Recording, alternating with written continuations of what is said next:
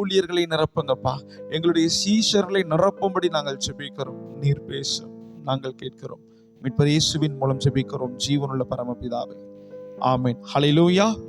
ஆமென். தேவாதி தேவனுடைய சமூகத்திலே ஆமென். தகப்பனே, இந்த சீஷத்துவ கூடகைக்கு நான் என்ன வார்த்தையை பிரசங்கிக்கணும் நீங்க சொல்லுங்கப்பா. நீங்க சொல்ற வார்த்தையை நான் பிரசங்கிச்சுட்டு நான் ஜெபிப்பேன். நீங்க வேலையை பண்ணணும் அப்படின்னு ஆண்டவருடைய சமூகத்திலே கடந்த ஒரு 10 நாட்களுக்கு முன்பாக நான் அமர்ந்திருந்து கேட்டேன். கர்த்தர் தம்முடைய வார்த்தையினாலே என்னுடைய இருதயத்தை நிரப்பினார். அல்லேலூயா. அந்த வார்த்தை உங்களுக்கு மத்தியில் பிரசங்கிக்கிறதுலே எனக்கு மிகுந்த சந்தோஷம். அதற்கு ஆதாரமாக எடுத்து வாசிக்கலாம். எரேமியா 1வது அதிகாரம் 4, 5வது வசனத்தை ஒருவர் வாசிக்க நாம் யாவரும் கேட்கலாம். கர்த்தருடைய வார்த்தை எனக்கு உண்டாகி, அவர், நான் உன்னை தாயின் வயிற்றில் உருவாகும் முன்னே உன்னை அறிந்தேன். நான் உன்னை பரிசுத்தம் பண்ணி உன்னை ஜாதிகளுக்கு தீர்க்கதரிசியாக கட்டளையிட்டேன் என்று சொன்னான்.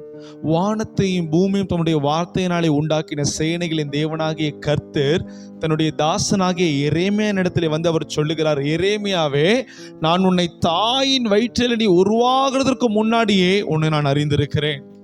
நீ உன்னுடைய தாயினுடைய வயிற்றிலே சிறு கருவாய் தானிய அளவிற்கு நீ உருவாகும் முன்னே நான் உன்னை பெயர் சொல்லி அழைத்திருக்கிறேன். அது மாத்திரமல்ல, நீ உருவாகி உற்பவித்து வெளியிலே வருகிறதற்கு முன்பாகவே நான் உன்னை பரிசுத்தப்படுத்தி இருக்கிறேன். உன்னை பரிசுத்தப்படுத்தின நோக்கம் என்ன? உன்னை அறிந்த நோக்கம் என்ன? உன்னை தெரிந்த நோக்கம் என்ன என்று சொன்னால், நீ ஜாதிகளுக்கு தீர்க்கதரிசியாய் நான் உன்னை பயன்படுத்த விரும்புகிறேன். ஆமென் சொல்லுங்க பார்க்கலாம். ஜாதிகளுக்கு உன்னை நான் தீர்க்கதரிசியாய் பயன்படுத்த விரும்புகிறேன். என்னுடைய வாயாய் இருந்து நீ பேசுவே. நான் பேச வேண்டிய இடத்துல எனக்காக நீ நின்று பேசுவே. இஸ்ரவேல் ஜனங்களுடைய பாவங்களை கண்டித்து உணர்த்துவே. ஜாதிகளுக்கு, நேஷன்ஸுக்கு நான் உன்னை ப்ராஃபட்டா பயன்படுத்த போகிறேன் அப்படின்னு சொல்லி ஆண்டவர் எரேமியாவிற்கு ஒரு வாக்கு தத்தத்தை கொடுக்கிறார். அவருடைய 37வது வயசுல. அல்லேலூயா. இன்னைக்கு ஆண்டவர் எரேமியாவுக்கு சொன்ன இதே வார்த்தை கர்த்தராகிய தேவன் என்ன பார்த்து சொல்ல மாட்டாரா அப்படின்னு காத்து கிடக்கிற கோடி ஊழியக்காரர்கள் இந்த தேசத்துல உண்டு. அநேக ஊழியக்காரர்கள் இந்த எரேமியாவுக்கு சொல்லப்பட்ட இதே வார்த்தை, தாயின் கருவில என்ன தெரிந்திருக்கிறீங்களே, ஸ்தோத்திரம். இதே வார்த்தை என்ன பார்த்து சொல்லிட மாட்டீங்களா? இதே வார்த்தை என்ன பார்த்து யாராகிலும் ஒரு ஊழியக்காரர்களை ஜெபிக்கும் பொழுது தலைமையில கையை வச்சு இதே வாக்கு தத்தத்தை சொல்லிட மாட்டாங்களான்னு சொல்லி அநேக தேவனுடைய ஊழியக்காரர்கள் காத்திருக்கிறார்கள். இந்த எரேமியாவை கர்த்தர் பயன்படுத்திட விரும்பின இந்த விதத்தின்படியே என்னையும் கர்த்தர் பயன்படுத்திட மாட்டாரா? நானும் ஊழியத்துல எரேமியாவை போல ஒரு பெரிய தீர்க்கதரிசியாய் ஒரு பெரிய ஸ்தானத்துல ஆண்டவருக்காக பயன்படுத்தப்பட மாட்டேனா அப்படின்னு சொல்லி காத்திருக்கிற ஊழியர்கள் லட்சாதி லட்சம் பேர் இருக்கிறாங்க. ஒரு ஆமென் சொல்லுங்க பார்க்கலாம். ஆனால் அப்படிப்பட்ட ஒரு மகிமையுள்ள வார்த்தை எரேமியாவை பார்த்து கர்த்தர் பேசுகிறார். அல்லேலூயா. எத்தனையோ கோடி ஊழியக்காரங்க காத்திருக்கிறாங்க. கிருபையின் வரங்கள் எனக்கு கிடைக்காதா? ஆவியின் வரங்களினாலே நான் நிரப்பப்பட மாட்டேனா? நான் ஜெபிக்கும் பொழுது பிசாசு ஓடாதா? எனக்கு முன்னாடி வந்து இருக்கிற விசுவாசி அவர்களுடைய தலைக்கு மேல கை வைக்க உடனே ஆண்டவர் அவர்களுடைய காரியங்களை வெளிப்படுத்தி அவர்களுடைய நோய்களை என்னுடைய உதடுகளின் மூலமாய் குணப்படுத்த மாட்டாரா? எத்தனையோ ஊழியக்காரர்கள் காத்திருக்கிறாங்க. பிசாசு போராட்டத்தோடு இருக்கிற ஒரு சகோதரியோ சகோதரனோ முன்னாடி வந்து நிற்கும் பொழுது நான் இயேசுவின் நாமத்தை சொல்லி அதட்டும் பொழுது இந்த பிசாசு அலறடித்து ஓடாதா? அப்படிப்பட்ட வரங்கள் எனக்கு கிரியை செய்யாதா அப்படின்னு காத்திருக்கிற ஊழியக்காரங்க எத்தனையோ பேர் இந்த உலகத்தில் இருக்கிறாங்க. அல்லேலூயா. அவர்களுக்கு மத்தியில ஆண்டவர் எரேமியாவை சூஸ் பண்ணி அவனை தேர்ந்தெடுத்து சொல்லுகிறார், நான் உன்னை தாயின் கருவில் உருவாகும் முன்னே, சொல்லுங்க, பெயர் சொல்லி நீ கர்ப்பத்திலிருந்து வெளிப்படும் முன்னே உன்னை நான் பரிசுத்தம் பண்ணினேன். உன்னை நான் ஜாதிகளுக்கு தீர்க்கதரிசியாய் பயன்படுத்த போகிறேன். ஆண்டவர் சொன்ன வார்த்தை. இந்த வார்த்தை அது எரேமியா கேட்ட உடனே அந்த 37 வயதான அந்த வாலிபன் சொன்னது என்ன தெரியுமா? உலகமே இந்த வார்த்தைக்காய் காத்திருக்கு. உலகத்தில் இருக்கிற ஒவ்வொரு தீர்க்கதரிசியும் ஒவ்வொரு ஊழியக்காரனும் இப்படிப்பட்ட வார்த்தை, இப்படிப்பட்ட ஒரு அப்பாயின்மெண்ட் ஆர்டர் பரலோகத்திலிருந்து எனக்கு வராதான்னு காத்திருக்கிற அந்த நேரத்தில் எரேமியா சொன்னது என்ன தெரியுமா? 6வது வசனத்தை வாசிக்க கேட்கலாம். அப்பொழுது எரேமியாவாகிய நான், கர்த்தராகிய ஆண்டவரே, இதே நான். 37 வயதான எரேமியா என்ன சொல்றார்? இதோ நான் பேச அறியேன். எப்படி இருக்கிறாரோ? சிறு பிள்ளையா இருக்கிறேன் என்று. 37 வயதான அந்த வாலிபர், ஆண்டவருடைய அழைப்பை பெற்ற அந்த வாலிபர், ஆண்டவருடைய வார்த்தையை சொல்லுகிறதற்காக அழைக்கப்பட்ட அந்த வாலிபர் சொல்லுகிறார், என் தேவனாகிய கர்த்தாவே, நான் சிறு பிள்ளையாயிருக்கிறேன், நான் பேச அறியேன். இன்றைக்கு அநேக தேவனுடைய அழைப்பை பெற்ற ஊழியக்காரர்கள் சொல்லுகிறது இதுதான். அவர்கள் அழைப்பை பெற்றிருப்பாங்க, ஆனாலும் இந்த ஊழியத்தை செய்யறதுக்கெல்லாம் என்னால முடியாது, நான் சின்ன பிள்ளையா இருக்கிறேன், நான் பேச அறியேன், எனக்கு வயசாயிடுச்சு, என்னால ஊழியம் இதுக்கு மேல எப்படியா செய்ய முடியும், எனக்கு ஃபேமிலியில நிறைய கமிட்மெண்ட் இருக்கு, நான் குடும்பத்தை பார்க்கணும், நான் வேலைக்கு போனாதான் என் வீட்டில் அடுப்பு எரியும், நான் அந்த மாதிரி கமிட்மெண்ட் எனக்கு இருக்கு, எனக்கு 2 தங்கச்சிங்க இருக்காங்க, அவங்கள கரையேற்றணும், எனக்கு பெற்றோர்களை நான் காத்துக்கொள்ளணும் அப்படின்னு எனக்கு நிறைய கமிட்மெண்ட் இருக்கு, நான் எப்படி ஊழியத்துல செய்ய முடியும், எனக்கு பலவீனம், வியாதி, வறுமை. இந்த எரேமியாவை போலவே, கர்த்தாவே, நான் சிறு பிள்ளையா இருக்கிறேன், நான் பேச அறியேன். இன்னைக்கு தேவ பிள்ளைகள் நம்ம தெரிந்து கொள்ளணும், கர்த்தர் நமக்கென்று தந்திருக்கிற ஊழியத்தை நம்ம இந்த எரேமியாவை போல அசட்டை பண்றோமா? இல்ல, உண்மையாகவே இயேசு கிறிஸ்துவை போல என் சித்தம் அல்ல உம்முடைய சித்தம் ஆக கடவுதுன்னு நம்ம ஆண்டவருடைய சமூகத்துல நம்ம ஒப்பு கொடுக்கிறோமா? இந்த நாளில் நம்ம தியானிக்க போகிற ஒரு காரியம், ஒரு மனிதன் தன்னுடைய ஊழிய அழைப்பை அசட்டை பண்ணினதுனால ஏற்படுகிற விபரீதங்களை நம்முடைய வேதத்தின் ஆதாரத்திலே வசனத்தை கொண்டு பரிசுத்த ஆவியுடைய ஏவுதலோடு நம்ம பார்க்க போகிறோம். அதற்கு ஆதாரமாய் எடுத்து வாசிக்கலாம். யாத்திராகமத்தின் புஸ்தகம் 3வது அதிகாரம் 10வது வசனத்தை ஒருவர் வாசிக்க நாம் யாவரும் கேட்கலாம். நீ இஸ்ரவேல் புத்திரராகிய என் ஜனத்தை எகிப்திலிருந்து அழைத்து வரும்படி உன்னை பார்வோனிடத்துக்கு அனுப்புவேன், வா என்றார். அல்லேலூயா. வானத்தையும் அதனுடைய சர்வ சேனைகளாகிய சந்திர சூரிய நட்சத்திரத்தையும் பூமியையும் பூமியில் உள்ள குடிகள் யாவற்றையும் உண்டாக்கின சேனைகளின் தேவனாகிய கர்த்தர் அவருடைய தாசனாகிய மோசேயை தன்னுடைய 80வது வயதுல அவர் தன்னுடைய ஊழியத்திற்காக அழைக்கிறார். அவர் எப்படி அழைக்கிறார் பாருங்க. நீ இஸ்ரவேல் புத்திரராகிய என் ஜனத்தை எகிப்திலிருந்து அழைத்து வரும்படி உன்னை பார்வோனிடத்திற்கு அனுப்புவேன், வா அப்படின்னு சொல்றார். அப்படின்னு அடுத்த வசனத்தை வாசிக்க கேட்கலாமா? அப்பொழுது மோசே தேவனை நோக்கி, பார்வோனிடத்திற்கு போகவும் அழைத்து வரவும் நான் எம்மாத்திரம் என்றார். அல்லேலூயா. இந்த எரேமியாவை போல நம்மளுடைய ஸ்டேட்டஸை தான் நம்ம பார்க்கிறோம். நான் சிறு பிள்ளையா இருக்கிறேன், நான் பேச அறியாதவனா இருக்கிறேன். பார்வோன் அவன் உலகத்தில் இருக்கிற ராஜாக்களிலே தலை சிறந்தவன். அவனிடத்துல இருப்பு ரதங்கள் இருக்கு. எத்தனையோ லட்ச சேனைகள் அவனிடத்துல இருக்கு. அவனை போல கொடுமையான ஒரு ராஜா இந்த தேசத்துல உலகத்திலே இல்லை. பார்வோன் என்று சொன்னாலே படையே நடுங்கும். அப்படிப்பட்ட ஒரு ராஜா அவனிடத்துல போய் என்னால் என்ன செய்ய முடியாது?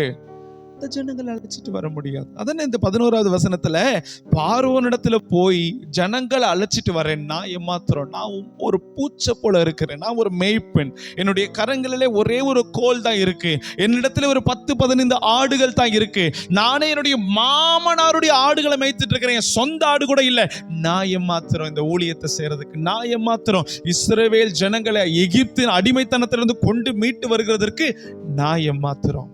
அல்லேலூயா.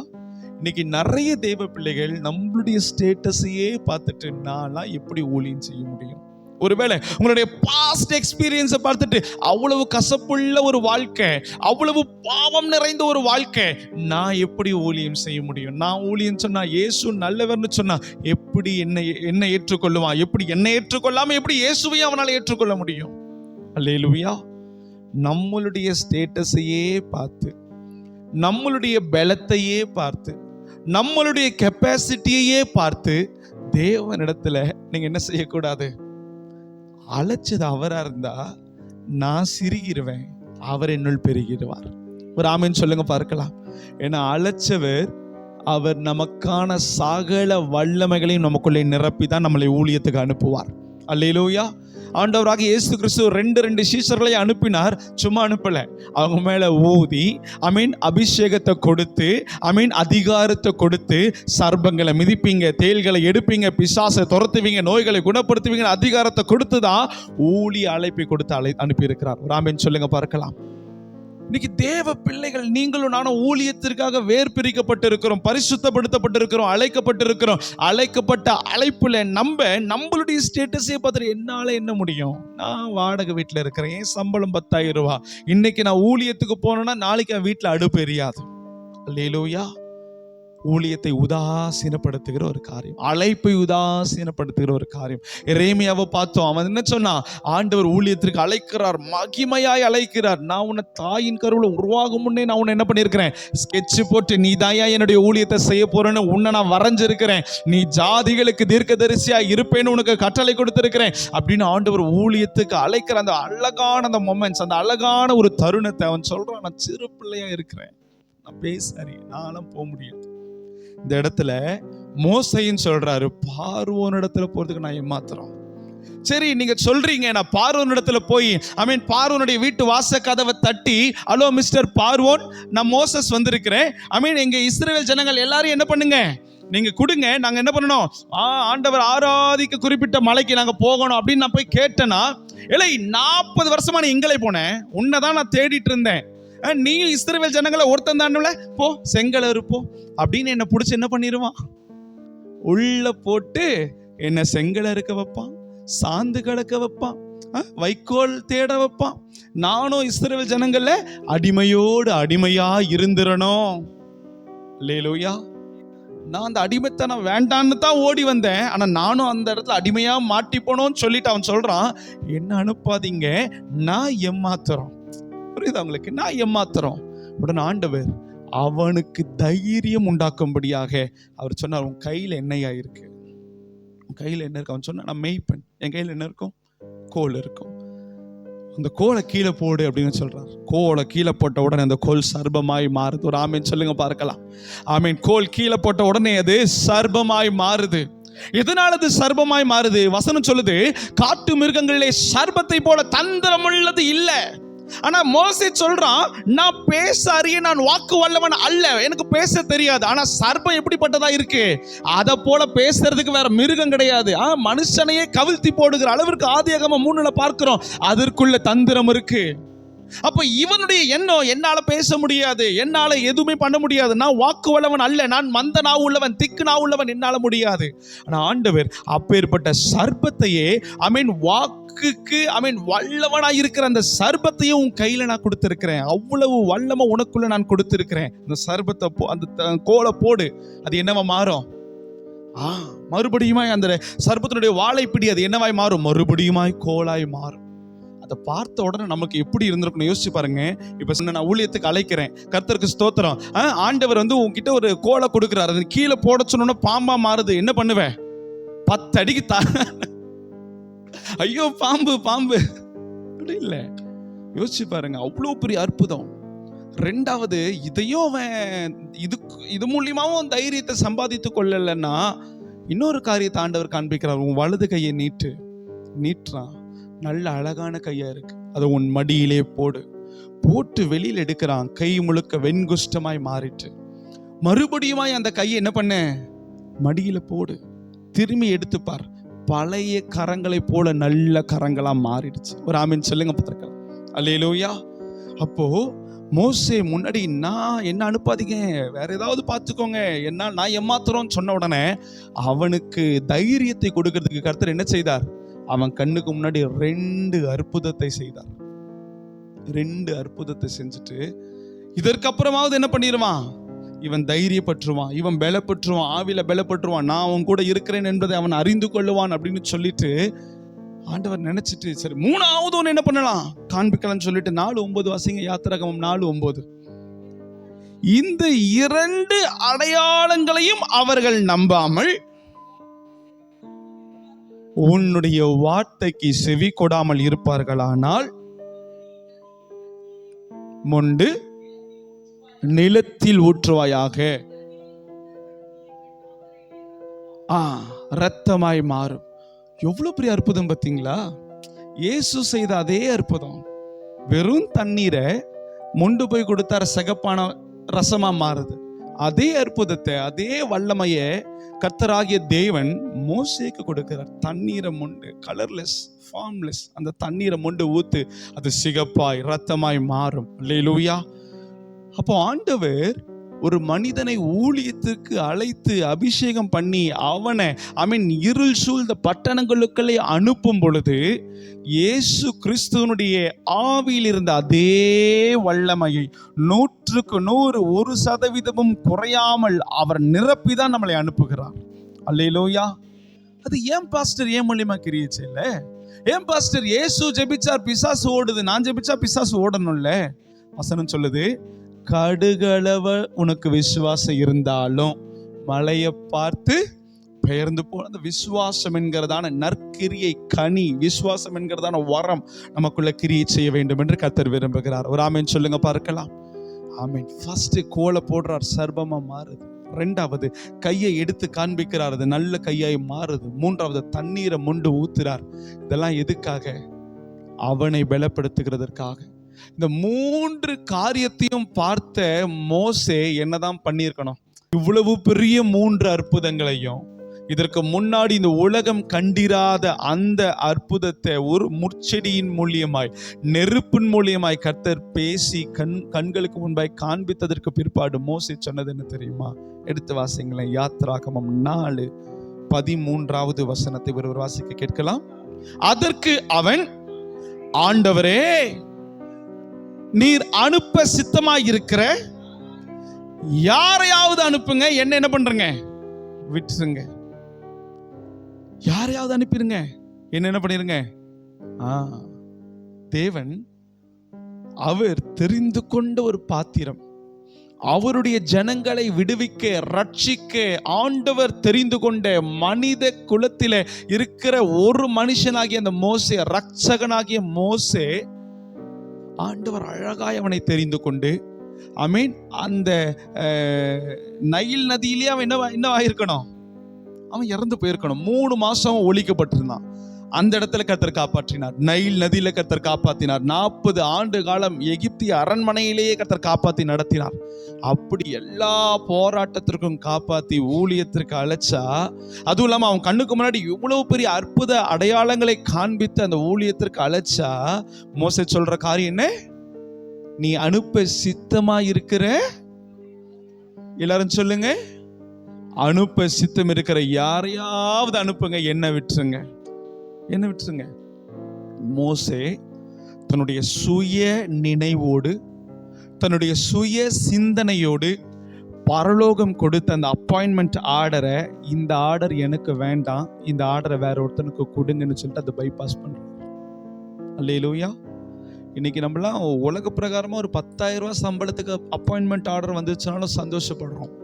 பரலோகத்திலிருந்து ஒரு அப்பாயின்மெண்ட் ஆர்டர், அது வருது. அற்புதங்களையும் அடையாளங்களையும் செய்கிற வல்லமைகளினாலே நிரப்பப்பட்டு, அபிஷேகத்தினாலே நிரப்பப்பட்டு, நீ போ, நான் உன்னோடு கூட இருப்பேன்னு ஆண்டவர் சொல்லி அனுப்புகிறார்.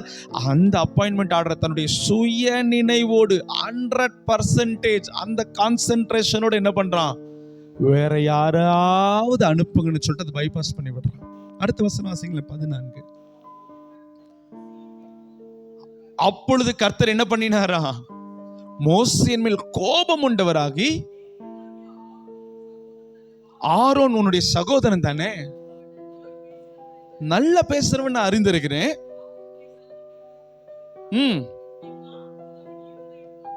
மகிழும். ஹல்லேலூயா. ஆண்டவர் சொன்னார், சரி நீ சொல்ற வேற யாராவது அனுப்பிடு, எனக்கு வேண்டாங்கிற, எனக்கு ஊழியமே வேண்டாங்கிற, உனக்கு கொடுக்கப்பட்ட ஊழியம் எனக்கு வேண்டாம்ப்பா. இன்னைக்கு அநேக ஜனங்கள் சொல்றாங்க, எனக்கு இந்த ஊழியம் வேண்டாம், எனக்கு இது ரொம்ப ரொம்ப ப்ரெஷரா இருக்கு, நான் இதை பண்றதுனால குடும்பத்தை பார்க்க முடியல, என்னால சம்பாதிக்க முடியல, ஊழியம்னு போய் நான் என்னத்தை கண்டேன், என்னத்தை காண்பேன் அப்படின்னு எல்லாரும் கேட்கறாங்க. எனக்கு இந்த ஊழியம் வேண்டாம் அப்படின்னு உதாசீனப்படுத்துகிற, இல்ல இன்னைக்கு எதுக்கு ஊழியம் தான் இருக்கு, நாளைக்கு கூட செஞ்சுக்கலாமே அப்படின்னு நீங்க நினைச்சிட்டு இருந்தீங்கன்னா, இந்த இடத்துல பாருங்க, ஆண்டவர் சொன்னார், அவர் மேல் கோபம் உண்டவராகி, மோசேயின் மேல் கர்த்தர் கோபம் உண்டவராகி, சரி நீ தான் போக மாட்டேன்னு சொல்ற, உனக்கு வாய் தானே பிரச்சனை, நான் ஆரோனை கூட அனுப்புகிறேன். ஒரு ஆமீன் சொல்லுங்க. அவனுடைய அப்பாயின்மெண்ட் ஆர்டர் எங்க மூவ் ஆகுது? மோசேக்கு கர்த்தர் முகமுகமாய் முற்செயலிலே தரிசனமாகி கர்த்தர் கொடுத்த அப்பாயின்மெண்ட் ஆர்டர், ஊழியத்திற்கான அழைப்பு ஆட்டோமேட்டிக்கா அவனுடைய சுய சித்தத்தின்படி, சுய சிந்தனையின்படி 100க்கு 100 வேற எந்த விதமான இடைஞ்சல் இல்லாம அவனே கர்த்தரிடத்துல சொல்றான், அதை வேற யார்கிட்டயாவது கொடுங்க. கொடுத்த உடனே நடந்த காரியம் என்ன தெரியுமா? ஆட்டோமேட்டிக்கா அந்த அழைப்பு ஆரோனுக்கு மேல போகுது. இன்னைக்கு ஆண்டவர் நமக்கு, நம்மை நம்பி, உன்னை நம்பி, என்னை நம்பி கொடுத்திருக்கிற ஊழியத்தை நீங்களும் நானும் இப்படிப்பட்ட ஒரு உதாசீன குணத்தோடு, அவங்க இன்னைக்கு பாடுவாங்க. இன்னைக்கு உங்களுக்கென்று சனிக்கிழமை வர்ஷிப் டீமுக்கெல்லாம் சொல்றேன், சனிக்கிழமை ஆண்டவருடைய சமூகத்தில் அமர்ந்திருந்து நல்லா பிராக்டிஸ் பண்றீங்க. நாளைக்கு காலையில, ஞாயிற்றுக்கிழமை காலையில உங்களால வர முடியல, வேற யாராவது பாடிப்பாங்க. இன்னைக்கு உங்களுக்கென்று கொடுக்கப்பட்ட அந்த ஊழியம், மெயின்டெனன்ஸ் டீம்ல நீங்க இருக்கிறீங்க, உங்களுக்கென்று கொடுக்கப்பட்ட ஊழியம் சனிக்கிழமை ஆயத்த ஜெபம் செய்துட்டு சபையை சுத்திகரித்து ஆயத்தப்படுத்தணும். இன்னைக்கு நீங்க வரல, அப்ப என்ன பண்ணுவார் பாஸ்டர்? வேற யாராவது அந்த ஊழியத்தை எடுத்து கொடுப்பார். அல்லேலூயா. என்ன நடந்துற போது? ஒரு அழைப்பு தானே.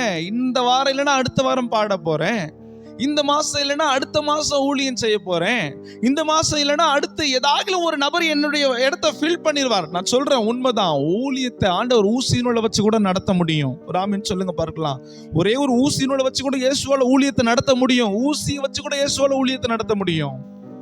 ஆனா உங்களை கொண்டு நடத்த வேண்டும் என்று கர்த்தர் சித்தம் உண்டு. அந்த சித்தம் நம் நிமித்தம் உதாசீனப்படும் பொழுது எவ்வளவு காரியங்கள் நடக்குதுன்னு இப்ப நம்ம பார்க்க போகிறோம். அல்லேலூயா. அப்பாயின்மெண்ட் ஆர்டர் யாருக்கு மூவ் ஆச்சு? ஆரோனுக்கு மூவ் ஆச்சு. எடுத்து வாசிங்க யாத்திராகமம் 32வது அதிகாரம் 1வது வசனத்தை ஒருவர் வாசிக்க நாம் யாவரும் கேட்கலாம். மோசே மலையின் மேல் ஏறி கர்த்தரை தரிசித்து கர்த்தருடைய சமூகத்திலே கர்த்தருடைய பிரமாணங்களையும் கட்டளைகளையும் பெற்றுக்கொண்டு வருகிறதற்கு தாமதமாகிற போது இஸ்ரவேல் ஜனங்கள் ஆரோனிடத்தில் கூட்டம் கூடி ஆரோனை நோக்கி, எகிப்து தேசத்திலிருந்து எங்களை அழைத்து கொண்டு வந்த அந்த மோசேக்கு என்ன நடந்துச்சுன்னு எங்களுக்கு தெரியல, ஆதலால் நீங்க எழுந்து போய் எங்களுக்கு முன் செல்லும் தெய்வங்களை எங்களுக்காக சொல்லுங்க. யாருடைய ஸ்தானத்துல இருக்கிறான் ஆரோன்? மோசேனுடைய ஸ்தானத்துல ஆரோன் இருக்கிறான். மோசேனுடைய ஒரு சின்ன உதாசீனம், வேற யாரையாகிலும் அனுப்பும் அப்படின்னு சொன்ன அந்த வார்த்தையினாலே அந்த ஆல்டர்னேட்டிவ் மினிஸ்டரா தெரிந்து கொள்ளப்பட்ட அந்த ஆரோனிடத்துல ஜனங்கள் எல்லாரும் கூடி வந்து, மோசேக்கு என்ன நடந்துச்சுன்னு தெரியல, பாஸ்டருக்கு என்ன நடந்துச்சுன்னு தெரியல, இப்ப நீ தான் எங்களுக்கு பாஸ்டரா இருக்கிற. இந்த ஜனங்கள் அவங்க எப்படிப்பட்டவங்கன்னா, எப்படியாகல எங்களுக்கு ஒரு தெய்வத்தை உண்டாக்கு, இந்த தெய்வம் தான் எங்களை நடத்த போகுது அப்படின்னு சொல்றாங்க. சொல்லும்போது மோசேயா இருந்தா என்ன பண்ணிருப்பார்? புரியுதா? ஆனா ஆரோன் பண்ண காரியம் என்ன தெரியுமா? 2வது 3வது 4வது வாசிங்கம்மா. 2 வாசிங்க. அதற்கு ஆரோன், அதற்கு ஆல்டர்னேட்டிவ் மினிஸ்டரா இருக்கிற அந்த ஆரோன் சொல்ற காரியத்தை பாருங்களேன். உங்கள் மனைவிகள் குமாரர் குமாரத்திகளுடைய கொண்டு வாருங்கள் என்றான். கழட்டி கொண்டு வந்தார்கள். வாங்கி எதை வார்ப்பித்தானாமா? ஒரு கன்று குட்டியை வார்ப்பித்தான்.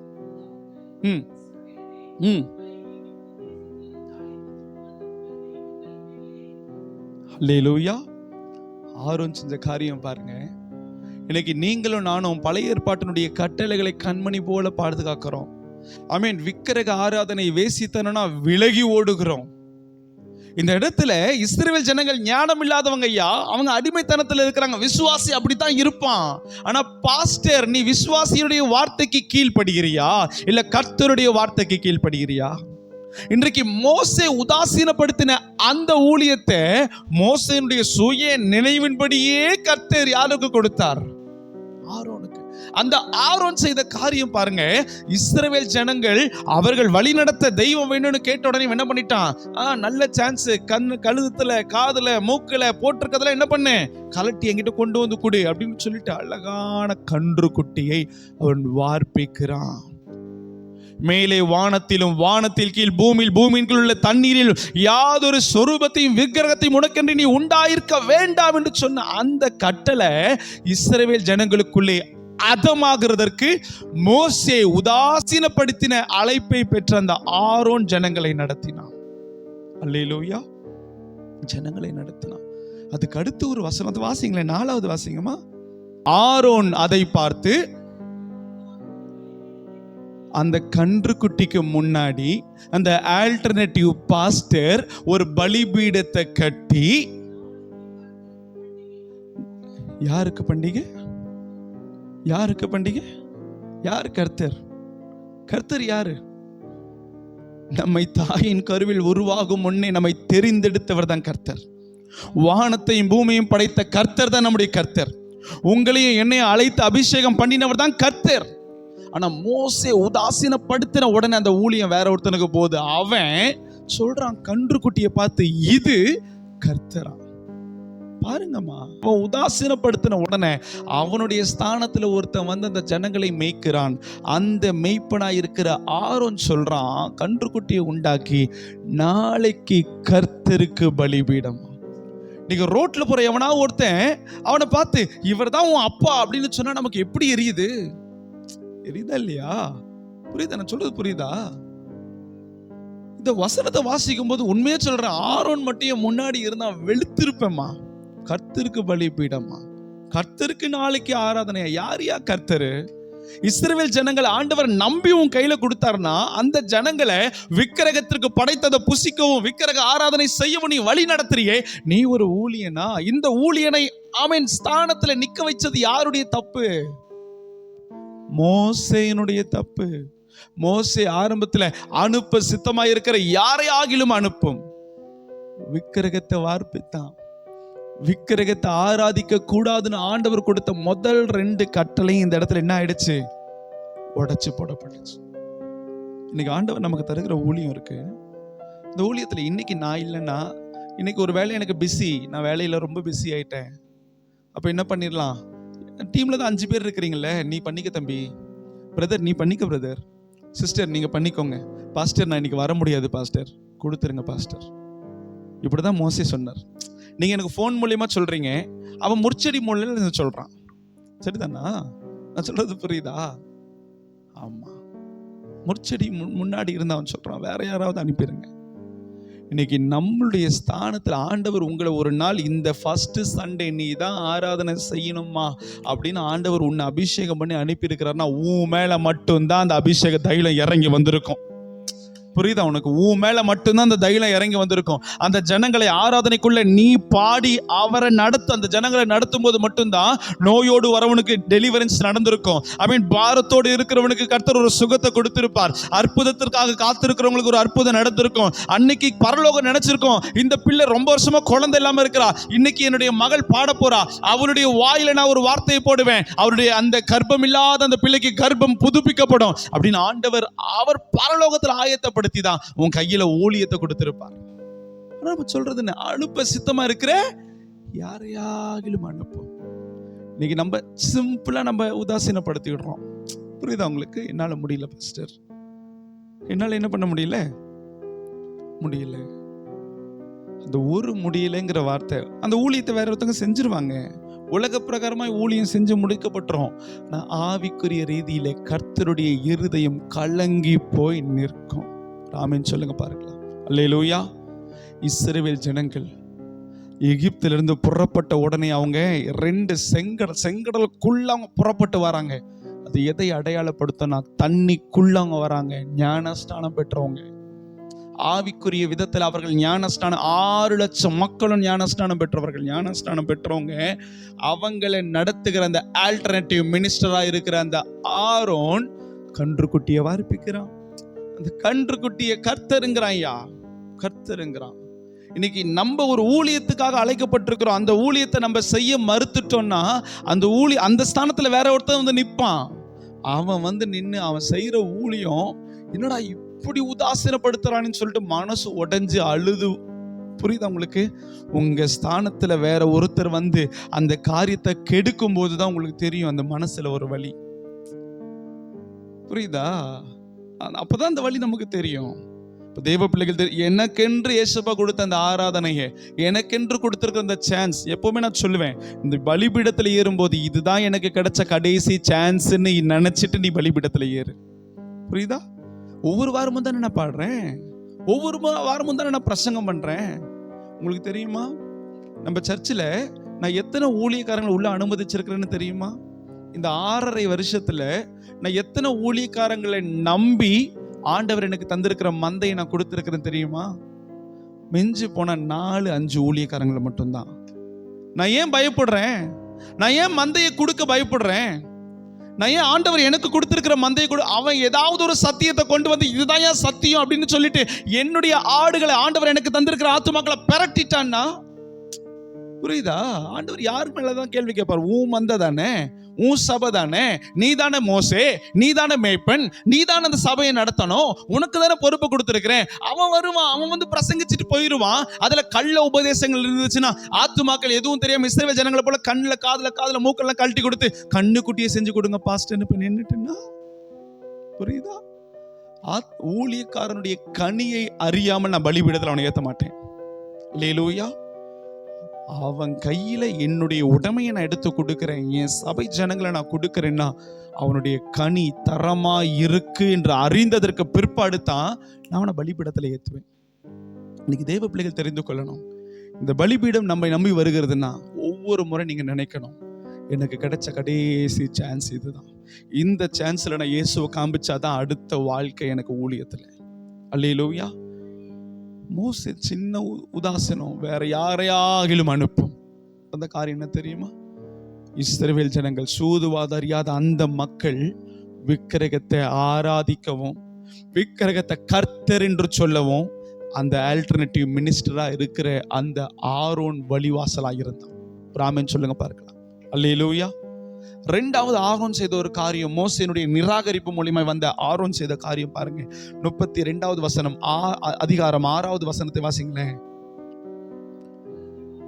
மறுநாள் இஸ்ரவேல் ஜனங்கள் அதிகாலையில் எழுந்து சர்வாங்க தகன பலிகளை இட்டு சமாதான பலிகளை அந்த கன்றுக்குட்டியை கர்த்தரன்னு நினைச்சு செலுத்தினார்கள். பின்பு இந்த வார்த்தை கவனிங்க, ஜனங்கள் என்ன பண்ணணும்? புசிக்கவும் குடிக்கவும் உட்கார்ந்து விளையாட எழுந்தார்கள். இந்த 4 வார்த்தையை சொல்லுங்க. ஜனங்கள் புசிக்கவும் குடிக்கவும் உட்கார்ந்து விளையாட எழுந்தார்கள். புசிக்கிறது சரி, குடிச்சிட்டு அவனால நிக்க முடியலைங்க. திராட்சை ரசத்தை குடிச்சிட்டு அவனால நிக்க முடியல, உட்கார்ந்துட்டு அவன் மதி கலங்கி அவன் எழுந்துட்டு இருக்கிறான். எதுக்காக எழுந்திருக்கிறான்னா விளையாட எழுந்திருக்கான். அது எப்படிப்பட்ட விளையாட்டு தெரியுமா? வாசிங்க 32வது அதிகாரம் 25வது வசனமா.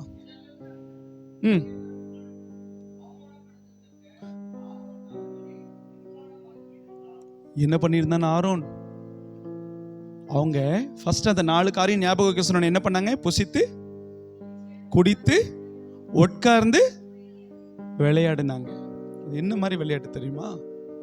ஆரோன் தலைமையில் இருக்கிற அந்த இஸ்ரவேல் ஜனங்கள் அவர்கள் புசித்து குடித்து குடியில நிக்க முடியாம உட்கார்ந்து மறுபடியும் இழுந்து விளையாடினாங்களாம். 25வது வசனம் சொல்லுது, ஆரோன் அவர்களை நிர்வாணமாக்கி இருந்தான். ஒரு பாஸ்டர் அப்படி பண்ணலாமா? ஒரு பாஸ்டர் அப்படி ஜனங்களை அப்படி நடத்தலாமா? இந்த ஆல்டர்னேட்டிவ் பாஸ்டர் என்ன பண்ணிட்டாரு? அவங்க நிர்வாணமாய், அதான சொல்லுது, ஆரோன் அவர்களை நிர்வாணமாக்கி இருந்தான். நிர்வாணமா. அந்த விளையாட்டு எப்படிப்பட்ட விளையாட்டு? கர்த்தருக்கு பொல்லாங்கான பாவம் நிறைந்த விபச்சாரம் மிகுந்த வேசித்தனம் மிகுந்த ஒரு விளையாட்டு. மோசே ஒரே ஒரு இடத்துல நோ சொல்லிட்டான். நோ சொன்ன உடனே ஆல்டர்னேட்டிவ் மினிஸ்டரா அழைக்கப்பட்ட மோசேனுடைய ஸ்தானத்தில் அழைக்கப்பட்ட அந்த ஊழியன் அவர்களை பண்ண காரியம் பாருங்க. விக்கிரக ஆராதனை செய்கிறதற்கும், விக்கிரகத்தை வார்ப்பிக்கிறதற்கும், விபச்சாரம் பண்ணுகிறதற்கும், வேசித்தனம் பண்ணுகிறதற்கும் ஏலத்தாழ 4 கர்த்தருடைய பழைய ஏற்பாட்டின் கட்டளைகளையும் பிரமாணங்களையும் ஒரே நாளில் அவர்கள் முறியடிக்க கத்திருக்கிறவையா அந்த இடத்துல நடந்துச்சு. புரியுதா உங்களுக்கு நான் என்ன சொல்றேன்னு? அல்லேலூயா. அது மாத்திரமல்ல, 32:28 வாசிங்க. சொன்னபடியே செய்தார்கள். 3000 பேர் விழுந்த அந்த இடத்துல நடந்தது என்னன்னா, மோசே மலைக்கு மேல இருக்கிறார். கர்த்தர் மோசே இடத்துல சொல்லுகிறார், உன்னை நம்பி நான் கொடுத்த ஜனங்கள் தன்னை கெடுத்து கொண்டார்கள், வேகமா கீழே இறங்கி போ, அவர்கள் தன்னை கெடுத்து கொண்டார்கள் சொல்லிட்டு அவன் வேகமா மலைக்கு மேல இருந்து ஓடியே வரான். ஓடியே வந்து பார்க்கறான், அந்த இடத்துல எல்லாரும் நிர்வாணமா இருக்கிறாங்க. விக்கிரகத்தின் அந்த கன்றுக்குட்டிக்கு முன்னாடி ஆட்டம் ஆடிட்டு இருக்கிறாங்க, குடிச்சிட்டு இருக்கிறாங்க, வெறிச்சிட்டு இருக்கிறாங்க. அவர்களுடைய பரிசுத்தம் பறந்து போனது, அவர்களுடைய பயபக்தி பறந்து போனது. அவர்கள் விபச்சாரத்திற்கும் வேசித்தனத்திற்கும் தன்னை விற்று போட்டார்கள். அதை பார்த்த உடனே மோசே சொன்னார், என் பக்கம் கர்த்தர் பக்கம் நிக்கிறவங்க இங்க வா, பேலன்ஸ் நீ அங்க நில்லுன்னு. அந்த இடத்துல 3000 பேர் எனக்கு இந்த கன்றுக்குட்டி தான் தெய்வம்னு சொல்லி அந்த இடத்துல நின்னாங்க. 3000 பேரும் பட்டய கருக்கினால் கொலை செய்யப்பட்டார்கள். ஒரு ஆமென் சொல்லுங்க. கொலை செய்யாதிருப்பாயாக என்று சொன்ன கட்டளை அந்த இடத்துல என்னாயிட்டு யோசிச்சுப்பார். ஒரு மனுஷனுடைய நோ, ஆண்டவர் அவன் நோன்னு ஒரு வார்த்தை அவன் வாயிலிருந்து வந்துடக்கூடாதுன்னு எவ்வளவு பாடுபட்டார் தெரியுமா? எவ்வளவு பாடுபட்டார் தெரியுமா? உன் வாயிலிருந்து நோன்னு, ஊழியத்துக்கு நோன்னு ஒரு வார்த்தை உனக்கு வந்துடக்கூடாது, அழைப்பிற்கு நோன்னு ஒரு வார்த்தை உன் வாயிலிருந்து வந்துடக்கூடாதுன்னு சொல்லிட்டு அவன் முன்னாடி 3 அற்புத அடையாளங்களை நிகழ்த்துகிறார். அவன் சொல்றான், நான் பேச முடியாது, என்னால பேச முடியாதே. நீ தந்திரமா பேசுவே, அந்த தந்திரத்திற்கு அடையாளமா இருக்கிற சர்பத்தையே நான் உன் கையில கொடுத்துருக்கிறேன். நீ தந்திரமா பேசுவ மோசே, நான் உன் கூட இருக்கிறேன், உன் வாயோடு கூட நான் இருக்கிறேன்ப்பா, நீ போ பேசாரி, நான் அனுப்ப சித்தமா இருக்கிற வேற யாராகிலும் அனுப்ப. இன்னைக்கு நம்ம உதாசீனப்படுத்துகிற அழைப்பு, நம்ம உதாசீனப்படுத்துகிற ஊழியம் வேற ஒருத்தனுக்கிட்ட போயிட்டு அதை அவன் சின்னாபின்னமாக்கும் போது 2 பேருடைய இருதயம் உடைக்கப்படும். 1 ஊழியத்தை உண்டாக்கின ஆண்டவருடைய இருதயம், 2வது அதை விட்டு கொடுத்த என்னுடைய இருதயம். மோசேனுடைய இருதயம் எப்படிப்பட்ட இருதயமா நினைக்கிறீங்க? அவன் நொந்திருப்பான். இன்னைக்கு மோசே கானான் தேசத்துக்குள்ள போகல. ஏன் போகல? அவன் பாறையை அடிச்சிட்டான், அதனால போல நம்ம நினைக்கிறோம். அதானே? அது வெளிப்பிரகாரமான ஒரு காரியம், ஆவிக்குரிய காரியம். அழைத்த அழைப்பிலேயே அவன் ஆரம்பத்துல நோ சொல்லிட்டான்யா. இன்னைக்கு கர்த்தர், அவர் எஜமான், அவர் ஒரு வார்த்தை சொல்லிட்டாரோ நோ. இன்னைக்கு அந்த பலிப்பீடத்திலிருந்து என்னால சொல்ல முடியும், இந்த 6.5 வருஷம் எனக்கு வந்த அழைப்புல ஒன்றை கூட நான் நோன்னு சொன்னது கிடையாது. அல்லேலூயா. இந்த 6.5 வருஷம் நான் ஒரு கம்பெனியில வேலை செஞ்சுட்டு தான் இருக்கேன். திடீர்னு ஒரு பாஸ்டர் ஃபோன் பண்ணி, பாஸ்டர் செவ்வாய்க்கிழமை எங்க சர்ச்சில் வந்து பேசணும். ஓகே, நான் வேலைக்கு போறேன், எப்படி முடியும்? நோ சொன்னது கிடையாது. நான் வரேன் ஆஃபீஸ்க்கு, நான் அவங்ககிட்ட நான் லீவ் போடுவேன், இந்த இடத்துல லீவ் போட மாட்டேன். ஏன்னா அழைச்சது யாரு? ஊழியம் இல்லை, கர்த்தரனை அழைத்தார். ராமன் சொல்லுங்க பார்க்கலாம். நம்ம எல்லாருக்குமே தெரியும், நம்ம சின்ன சர்ச்சில் இருக்கும்போது ஒரு 3 நாள் கன்வென்ஷன் மீட்டிங் நம்ம நடத்தணும் அங்கிளை வச்சு.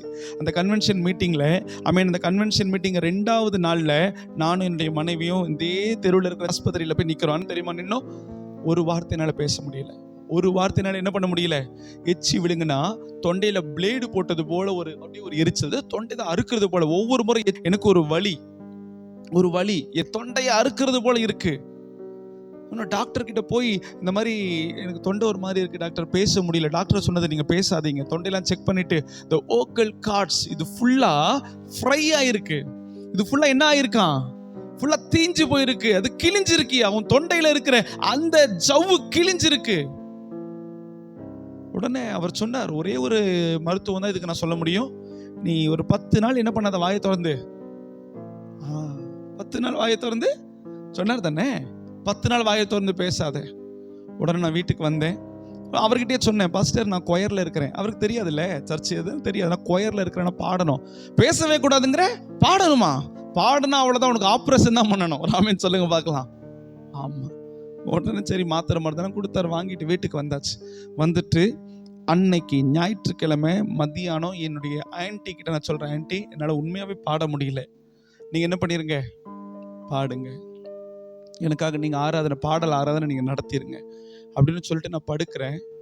என் ஆவி என்னை விடலை, என் ஆவி என்னை சும்மா இருக்க விடலை. 6 மணிக்கு ஆராதனை ஆரம்பமாகுது. ஞாயிற்றுக்கிழமை சாயந்தரம் 6 மணி கன்வென்ஷன் நாளுடைய 3வது நாள், கடைசி நாள், லாஸ்ட் செஷன். அந்த இடத்துல நான் ஆன்ட்டி கிட்ட போய் சொல்கிறேன், ஆன்ட்டி நான் பார்த்துக்கிறேன். பலிபீடத்தில் ஏறி போய் நிற்கிறேன். எங்கேருந்து வல்லமை வந்துச்சுன்னு தெரியல, எங்கேருந்து பெலன் வந்துச்சுன்னு தெரியல. நல்லா 1 மணி நேரம் பாடி கர்த்தரை மகிமைப்படுத்தி ஆராதிச்சு எல்லா ஜனங்களுடைய கட்டுகள் அறுத்து கர்த்தருடைய நாமத்தை மகிமைப்படுத்தி ஆண்டவரை உயர்த்த கர்த்தர் உதவி செய்தார். கரங்களை தட்டி கர்த்தருக்கு நன்றி செலுத்துங்க பார்க்கலாம். அல்லேலூயா. அந்த 8-9 மணிக்கு அப்புறம் ஆட்டோமேட்டிக்காக என் தொண்டை சரியாயிருச்சு. ஆச்சு தானே, ஆட்டோமேட்டிக்காக தொண்டை சரியாச்சு. இந்த பலிப்பீடத்திலிருந்து சொல்கிறேன், உனக்கு கொடுக்கப்பட்ட ஊழியத்தை செய்கிறதற்கு கவனமாயிரு, ரொம்ப கவனமாயிரு. உனக்கு தொண்டை என்ன ஆயிருது, யாருக்காக பாடி தொண்டை போகுது, இயேசுக்காக பாடுதானே போகுது. போட்டு தொண்டையை உண்டாக்குனார் அவர் தானே. அது கிழிஞ்சிட்டுன்னா திரும்பி ரிப்பேர் பண்ணுறது யார் தான், அவர் பண்ண மாட்டாரா? நான் வெளிப்பிரகாரமாக ஒரு கம்பெனியில் வேலை செய்யும்போது கேட்போம்ல, உங்களுக்காக தானே போனேன், எனக்கு ஆக்சிடென்ட் ஆயிடுச்சு, எனக்கு நீங்கள் தான் எல்லாத்தையும் பண்ணணும். பண்ணுறோமா? இன்சூரன்ஸ் கிளைம் பண்ணுறாங்களா? கம்பெனிக்காரன் எல்லாத்தையும் பண்ணுறானா? பரலோக கவர்மெண்ட்டுக்காக நான் பாடி இருக்கிறேன், தொண்டை எனக்கு சரியில்லை, எனக்கு ரிப்பேர் பண்ணி கொடுக்க, நான் பண்ண மாட்டாரா அவரு? ராமன் சொல்லுங்க பார்க்கலாம். இன்னைக்கு நம்ம ஒவ்வொரு நாள் உதாசீனப்படுத்துகிற அந்த ஊழியம், இன்னைக்கு நான் பெருக்க வரலன்னா என்ன, பாஸ்டமா பெருக்கிடுவாங்களே. இன்னைக்கு நான் பெருக்க வரலன்னா என்ன, சபையில் நிறைய வாலிப பிள்ளைங்க இருக்கிறாங்களே, பெருக்கிடுவாங்களே. இன்னைக்கு நான் பண்ணலன்னா என்ன, மற்றவங்க பண்ணுவாங்களே. ஆண்டவர் சொல்லுவார், அவர் ஒருத்தனையும் ஊழியத்திலிருந்து அவர் விட்டுட்டு வந்தது சரித்திரமே கிடையாது. அவர் அழைச்சிட்டார், அவனை வச்சுதான் முடிப்பார். யோனாவை பார்த்தீங்களா, விட்டார் ஆண்டவர்? அல்லேலூயா, விட மாட்டார். அப்படி அவர் விட்டுட்டார்னா அந்த இடம் மிகுந்த கவலைக்கிடமான ஒன்றாக மாறிடும். அல்லேலூயா. நம்ம சொல்லணும், ஏசப்பா எனக்கு கொடுத்த ஊழியத்தை நான் தான் செய்வேன். சொல்லுங்க, எனக்கு கொடுத்த ஊழியத்தை நான் தான் செய்வேன். என் அக்காவுக்கு விட மாட்டேன், என் தங்கச்சிக்கு விட மாட்டேன். ஒருவேளை பாஸ்டர் எனக்கு நீ இன்னைக்கு பாடுப்பான்னு சான்ஸ் கொடுத்துட்டு மறுநாள் பாஸ்டரே வந்து நான் இல்லைப்பா நான் பாடுறேன், இல்லை பாஸ்டர் நான் தான் பாடுவேன், ஆண்டவர் எனக்கு கொடுத்த ஊழியம். அப்படிப்பட்ட இருதயத்தை கர்த்தர் நமக்கு தரணும். எல்லாரும் இருக்கிற இடத்துல இருக்கலாமா? தேங்க்யூ லார்ட், உமக்கு ஸ்தோத்திரம்.